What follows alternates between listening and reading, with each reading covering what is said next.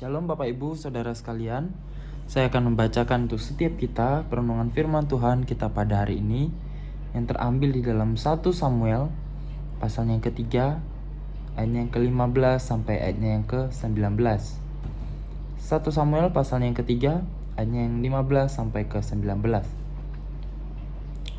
Samuel tidur sampai pagi, kemudian dibukanya pintu rumah Tuhan. Samuel segan memberitahukan penglihatan itu kepada Eli. Tapi Eli memanggil Samuel. Katanya, "Samuel, anakku." Jawab Samuel, "Ya, Bapa." Kata Eli, "Apakah yang disampaikannya kepadamu? Janganlah kau sembunyikan kepadaku.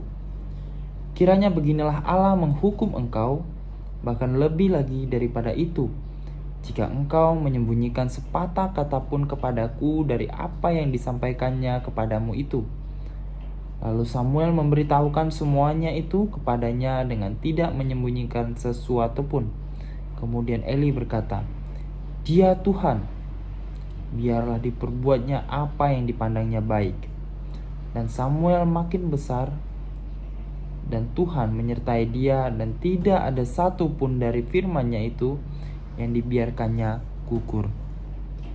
Nah, Bapak Ibu Saudara sekalian, perenungan firman Tuhan kita pada hari ini, kita akan membicarakan mengenai tentang pelayanan Samuel. Dalam melayani Tuhan, Bapak Ibu Saudara, kita pasti sepakat bahwa tidak semua hal itu dapat kita lakukan dengan mudah. Belum tentu semua hal itu dapat kita lakukan dengan lancar, dan belum tentu kita dapat melakukan hal-hal itu dengan nyaman. Mungkin bisa saja kita melakukannya dengan tidak nyaman, mungkin ada hambatan-hambatan, mungkin ada kesulitan-kesulitan yang kita lalui. Nah, sehingga ada kalanya itu kita diperhadapkan pada suatu tantangan.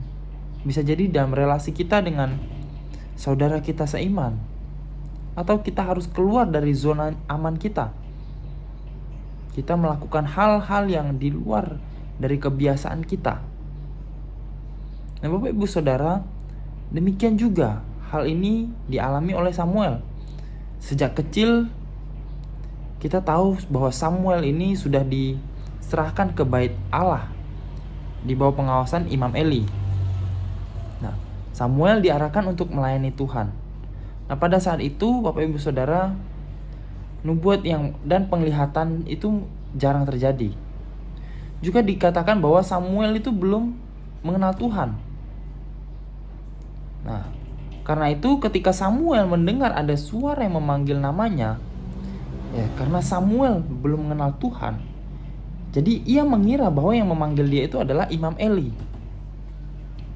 Nah, kemudian Samuel menunjukkan sikap hormat dan taat kepada Imam Eli sebagai orang yang dianggap sebagai orang tua rohaninya.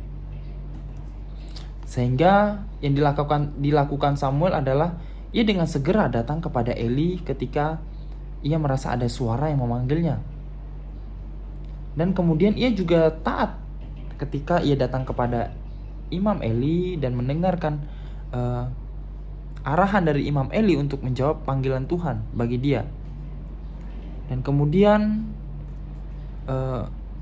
ia juga mendengarkan apa yang Imam Eli katakan, bahwa ia harus menyampaikan isi penglihatannya itu kepada Imam Eli. Nah, Bapak Ibu Saudara, jika kita baca di dalam perikop ini, kita dapat memperhatikan ada dua hal. Dua hal yaitu sikap Samuel dalam melayani Tuhan. Yang pertama, Samuel menunjukkan bahwa ia tunduk dan taat kepada otoritas yang lebih tinggi. Dalam hal ini, ia mentaati Imam Eli yang ia anggap sebagai orang tua rohaninya. Nah, Bapak Ibu Saudara, di dalam pelayanan kita di gereja atau dimanapun, kita juga diperhadapkan pada tantangan untuk bisa tunduk pada otoritas yang lebih tinggi daripada kita.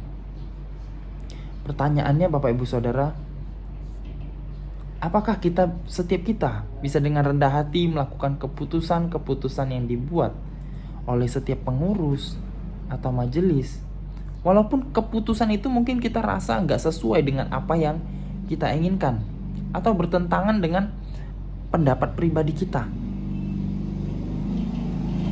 Kemudian yang kedua, Bapak Ibu sekalian, Samuel mendengar dan merespon panggilan Tuhan dengan taat. Nah, ini adalah sesuatu hal yang baik. Samuel berani untuk menyampaikan isi penglihatannya kepada Imam Eli. Walaupun dikatakan bahwa yang ia lihat, yang ia saksikan itu adalah tentang penghukuman bagi keluarganya Eli. Adalah sesuatu hal yang tidak baik yang akan terjadi kepada keluarga Imam Eli. Nah, Bapak Ibu Saudara, di dalam komunitas, di dalam pelayanan kita pada hari ini, mungkin ada saatnya, ada kalanya kita merasa tidak baik-baik saja. Kita mungkin merasa dalam tanda kutip terintimidasi oleh mereka yang memegang otoritas, yang membuat kita akhirnya kita jadi lebih, setiap kita yang lebih muda atau orang baru itu merasa dianggap kurang pengalaman. Sampai-sampai kita merasa segan untuk menyatakan kebenaran. Kita merasa tidak enak untuk menyatakan sesuatu yang benar. Nah, Bapak Ibu Saudara, namun hari ini kita bersama belajar untuk berani menyatakan kebenaran, walaupun kebenaran tersebut itu tidak enak didengar oleh pihak tertentu. Biarlah setiap kita dapat sungguh-sungguh belajar bagaimana kita dapat menjadi orang yang rendah hati di hadapan Tuhan. Kita tunduk dan taat terhadap otoritas yang lebih tinggi daripada kita. Demikian perenungan firman Tuhan kita. Mari bersama kita berdoa. Allah Bapa dalam surga, kami ucap syukur ya Tuhan untuk perenungan firman Tuhan, bahwa kami dapat melihat bagaimana Samuel menjadi orang yang taat terhadap otoritas yang lebih tinggi daripadanya. Ya Bapa, biarlah setiap kami ya Bapa, kami dapat memiliki kerendahan hati. Biarlah setiap kami dapat tunduk dan taat. Kami taat terhadap aturan yang supaya mengatur setiap kami dapat menjaga kesatuan dan pertumbuhan pelayanan di dalam gereja. Biarlah Engkau ya Tuhan melalui Roh Kudus memberikan setiap kami hikmat, keberanian untuk tetap setia menyatakan kebenaran dimanapun dan kapanpun. Biarlah kami dapat menyuarakan kebenaran. Biarlah kami dapat diberikan keberanian ketika kami menyampaikan suatu kebenaran yang sesuai dengan firman Tuhan. Engkau menolong setiap kami ya Tuhan di dalam menjalani kehidupan kami. Biarlah kami menjadi anak-anak yang takut akan Tuhan. Terima kasih ya Tuhan. Di dalam nama Tuhan Yesus kami berdoa dan mengucap syukur. Amin.